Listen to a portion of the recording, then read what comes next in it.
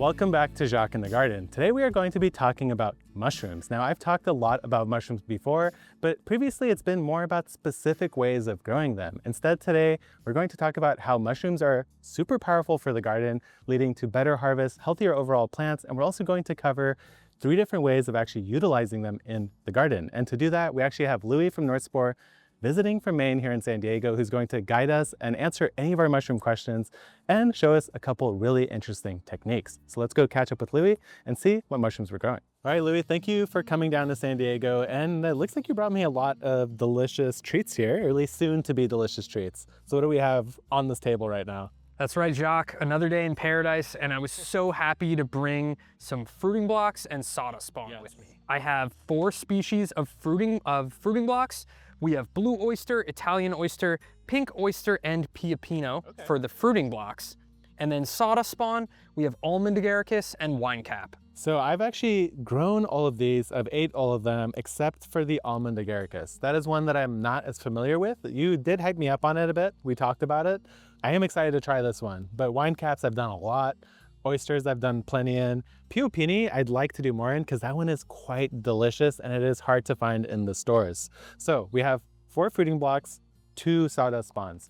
And the main difference for all intents and purposes, as far as I understand it, right, is that the fruiting blocks are just something that reliably you could get a flush out of without having to break up the block or doing any sort of other thing, right? Yeah, the strain used may be a little different, the formulation a little different, but essentially we've found that the fruiting block, the way it's constructed, is a little bit better for growing right out of the block, and the sawdust spawn is better for growing out of a bed and breaking up. Our goal today is to show you guys at home 3 different ways of using these mushrooms in your garden to help build your garden fertility as well. So we're going to be covering all things about mushrooms, especially since I have Louis here. But first, let's cover the method called buried blocks. This is a truly magical method because it is so fast. It is literally the easiest, most foolproof thing that you could possibly do, in my opinion. Most definitely. We've already done all the hard parts for you. We've put this all together, colonized the blocks. They're ready to go. They're thriving inside the bags, and you just have to release them into the correct environment. And speaking of environments, there's actually a couple great places in the garden that I have in mind. So let's grab that Pioppino block, and maybe we'll come back for some of the other ones. Now we need to talk about the right place to grow mushrooms. And this is kind of general advice for any mushroom. And what are they basically looking for? They want shade, they want humidity, they want decent airflow, but not too windy. Right. And they want, some substrate that can provide humidity or that moisture for them. Right. So right here is an example of where I actually already placed the fruiting block because I have some peas growing here, and this is north in this direction. So this is essentially a north-facing wall, which means that it never gets direct sunlight. The peas are able to shade it. I already have irrigation. And the other thing that you mentioned earlier is that you want to actually put the mushroom somewhere where you're going to be, right? So I'm already here harvesting peas. Well, maybe not so much lately, they're mostly dry, but I'm through this area all the time, which means that I won't miss the mushrooms when they do flush. Now, you did mention another area that you thought would be a good spot, so why don't you show me that? Yeah, check this out over here. I was walking by these raised beds and I saw this shady area near the back over there. Yeah. That would be an excellent space. You're coming by these, checking out what's going on, these huge cabbages and whatnot in these raised beds. Pretty often, and right in between these tall raised beds would be a great place. Right, because these beds are actually casting a lot of shadow. They're also blocking wind, providing moisture from the soil here. But like right here, for example, this is getting hit by the sun essentially 24/7. So that's not where we want to do it. Another great option is actually behind your raised beds. Right behind that garlic bed there, I built a little wine cap bed because it was protected from the sunlight due to the bed, and that actually worked out great. But I do have another spot in mind that's like free, wide open. I think it's gonna work really well in this case. Cool, show me. Because it's also in the shade. So right by my greenhouse here, what I've done is I have a rain gutter system, comes down through here, and all of that rainwater dumps right here. Oh, whoa, I didn't even see that. What? There's a wine cap. Hey! That is totally random. So here's the crazy thing. I did not even see that earlier. I had no idea I even had wine cap here. Bonus. I don't even remember building a wine cap bed here. So wine cap will do that. Wow. It's really remarkable. Wine cap, once it gets established, it will just sort of self-seed around a garden and do its magic. Wow. Okay, sorry guys, I got a little hyped there. I didn't actually expect to find that mushroom, but the reason why we're over here, clearly this is a good spot for mushrooms, right? Because this guy just popped up. It's very happy in the shade under this. Yeah, and the rainwater dumps right there from my greenhouse. So basically this is the spot I was going to choose, and clearly it's a good choice. So I do have a shovel, but I need one more thing. So I'll go grab that and we'll get a block planted. We have the perfect site located. We even found that bonus mushroom. And now what do we need to do for the buried block technique? This is the real beauty, right? Well, we have to dig our hole. So we have a nice shovel here to do that. Mini shovel. We've got to open up our block and put it in that hole. We're gonna dig a hole that kind of perfectly fits the block. Maybe a little bit of the top of the block can be above the soil line. So there's our Pioppino block. And now what we need to do is throw a little mulch around it. You want to mulch with some fir? We'll do mulch around the edges just to retain that moisture, make sure this area doesn't dry out. But for the top, there's a couple options here. What I've done previously, my first ever fruiting block that you guys will see the harvest from, is I covered it in straw. Now the straw works really great. It's chopped, it's able to breathe, it holds on to water. The only downside I found with this super fine chopped straw is that it also is really good at getting stuck inside your mushrooms. So we're not going to use it this time. I think it is a great mulching medium, but for the top of the block, because here's the deal, we don't want this to dry out, right? So we're doing the mulch around the edges. And what I have here is some already hydrated coconut coir. Now you were telling me this was a little bit of gardener's intuition on my side, but you were saying that this is actually a great medium for mushrooms, right? Yeah, mushroom growers of all sorts use coco coir in their recipes. So it's fantastic, and we sell coco coir for that reason.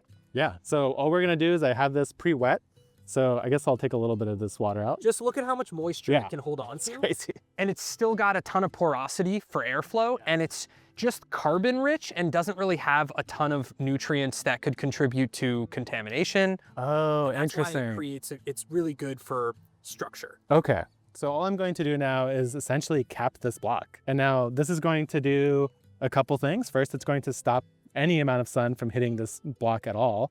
It's also going to lock in some of that moisture, right? Yeah, we refer to this sort of thing often as a casing layer. Oh, casing, that makes sense. I am casing this up a little bit there. And is there any I shouldn't go too heavy, right? No, really you just want like a 1/2 inch Okay. of that. So that's perfect, and there you have it. So last thing is we'll hit it with some water. And essentially at this point, I have the hose right there if you want to hit it. Unless I made it all weird. Let's see. Yep. So this water is going to get into that soil that we dug around it. It's going to get into the coconut coir and the block itself. And what we're going to see here is that with a buried block in particular, I'm going to just cover up those little white patches, is that with an Italian oyster mushroom, I could give you one timeline, 7 days until it fruited from when I buried it, which was incredible. This is a Pioppino, Agrosciope aegirita, if you're interested in the scientific name. And Pioppino should go maybe just a little bit slower than that, but it's gonna love these temperatures and this environment and should be very fast also. So actually, I did bury a block earlier before you got here, and it does have some mushrooms. So I wanna show you that. I also wanna ask a question that I think a lot of people at home are wondering about. Right over here, I have some beautiful chestnut mushrooms. This was a fruiting block that I buried directly into my raised bed. So that's one of the things we didn't mention is, of course, we could put it in ground, but in a raised bed is a fantastic place to add them. And these have been in here for just about 2 weeks now. Yeah, it looks great. I think you're gonna have an incredible cluster there as it continues to grow. Once they start fruiting like this, they move really, really fast. So I expect you're gonna have a big pound of mushrooms in 3-4 days. Right, and this has been out of the ground now. I noticed the first pins, I think 2 days ago. And what you'll see is exactly what we showed you guys on the other build, is I have this coconut coir on top. And the reason, of course, is to keep these mushrooms nice and clean. It doesn't cling to the mushrooms as much. So I'll have a huge cluster or multiple clusters of these delicious chestnut mushrooms in about essentially 5 to 6 days from when they first started showing up. Yeah, and it's a good idea to make sure, as they're fruiting, they stay watered. Not too much, just that they stay wet. You don't want the caps to be super dry and start cracking on this variety. They've got these beautiful tufts of white fur around them, and it's just such an amazing characteristic of these, and this great orange color. You're gonna love them. They move a little bit slower than the oysters, but it's totally worth it. And I love how you have this humongous kale and these tomatoes that are gonna Yes. provide shade for it. So there's actually a couple things here. Is of course the shade from these two plants is fantastic, but also I am thinking about the long-term benefits of having my mushrooms in here, because what we're looking at above ground is what I think is called the fruiting body, right? That's If we're thinking about mushrooms in general, is what we see above ground all we're really talking about? No. There's a lot of biology here that's important to understand. Mushrooms are not plants, and even up until the 60s, they were considered plants. okay. I didn't realize So that. it's an entirely different kingdom. They've got a lot of similarities, but they inhale oxygen and exhale carbon dioxide like us. Pretty interesting. And they're like external stomachs, secreting enzymes to digest their environment, meaning they are heterotrophs, as opposed to plants that go through photosynthesis Right. and are autotrophs. So they produce that, like the tomato here is producing its energy from the sun, but the mushrooms, they have to consume something. And that is why we're usually placing them either in rich garden soil or somewhere with some sort of food source like these woody materials. Because one of the great things about mushrooms is that they can consume lignin and break down the wood. And a lot of other things in nature just aren't good at it. Right. They do it very, very slowly or can't do it at all, right? We can't eat this stuff. And the cell walls get broken down by the fungal enzymes, and then the plants can take all that stuff up. And it's such an important aspect in every forest, in every green environment. Otherwise, all of this plant material would just build up and build up Right. and build up. Yeah, there's a little bit of background in the geology there that I'm not going to get into. I got excited about. But what I am really excited about in this present moment is this idea of the mycelium too, because the white stuff that you saw in that fruiting block that we buried, that's the mycelium, right? Which is essentially the bulk mass of the mushrooms. And one of the cool things about mycelium is that you could also use it to benefit your garden fantastically. I'm not just growing these for the mushrooms themselves, but actually right next to us, right over here, is a wine cap mushroom bed.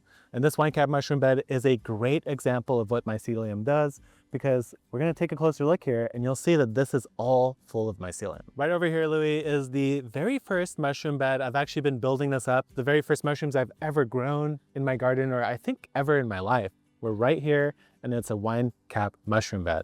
So one of the cool things I really want to show you guys is two is right here. You see when I'm pressing down on this?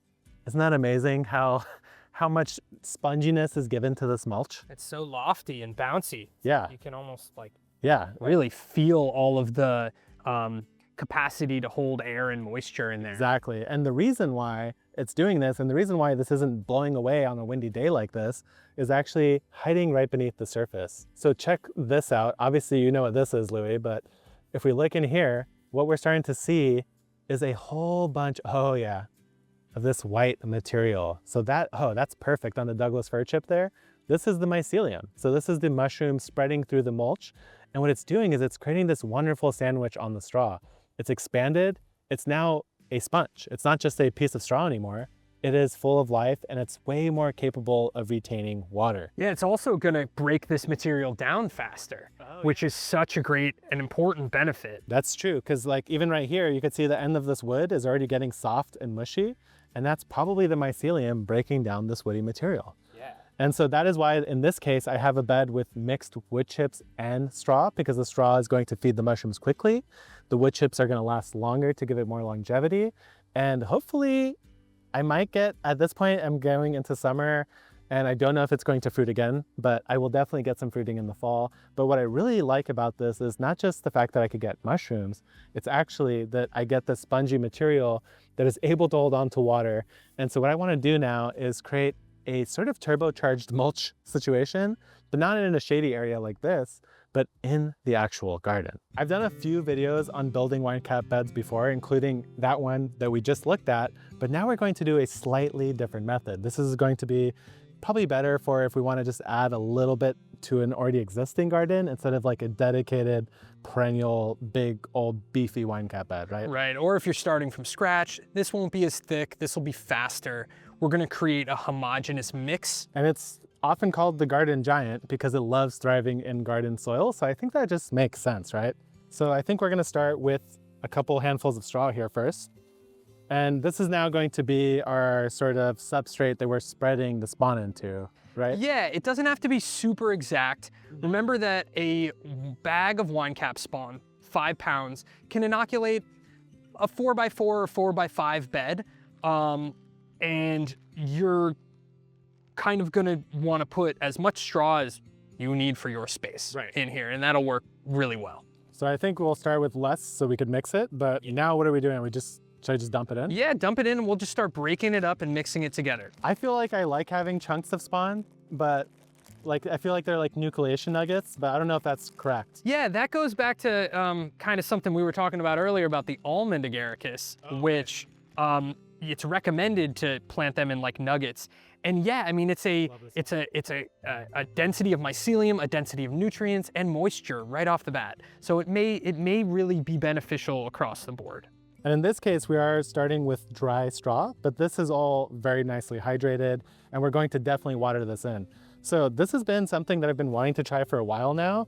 And the idea behind this, you guys are gonna see where we put this, is that I'm going to be planting this, not even with the intention of actually growing mushrooms. And one of the things you mentioned to me was that the wine cap is perfect for this exact reason, because wine caps could actually tolerate more sun than a lot of other mushrooms. They really can. Some things just sort of are very spongy and they'll dry out more readily. Wine cap have a comparatively sort of thicker skin, and while the cap may get a little paler, they can just handle it a little more and will still grow and still be, you know, desirable for eating a little bit longer. Yeah. All right, so now we could just finish mixing this up. Pre-wetting the straw is a good move. So what we have here is now a bunch of the spawn mixed in with the straw. This is going to be like the seed that we're spreading in that garden bed. So now let me show you the space and exactly how we're going to do this. Let me paint you a picture first, because I have this long vision here and I'm very excited to see if this works. Okay, so we have cabbages here, cabbages there. Right now that's active growing space. This is the current pathway, and then I have another pathway by the onions. And here's the plan. We're going to build the wine cap mushroom bed in the pathway. But after some period of time, like 2 to 3 weeks from today, I'm gonna come back through. I'm going to plant my tomatoes directly in that, let the cabbages continue to harvest or grow. Once I harvest them out, this is now the new pathway. So I'm gonna have a wine cap mulch bed with tomatoes, a wine cap mulch bed with tomatoes. I really like that sequence. I think it's gonna work really well. You give the mycelium a chance to kind of consolidate during those first few weeks, and then you can move forward and you give the cabbages time to finish. Yeah, that way I won't be walking on the mushrooms in the long term. It's not gonna be the pathway basically. But actually, wine caps can also tolerate pathways as well. Yeah, they really can. You can plant them right in a pathway. Yeah, and that's another great way to do it. So the first thing I always like to do when I'm doing any type of mushroom is to get the area actually wet. So we don't wanna start off with dry ground or dry substrate. So I'm gonna at least do a pass here with the hose, get this nice and soaked in. And once I do that, what's going to be our first layer that we put down? Our first layer is gonna be this mix of spawn and straw that we made earlier.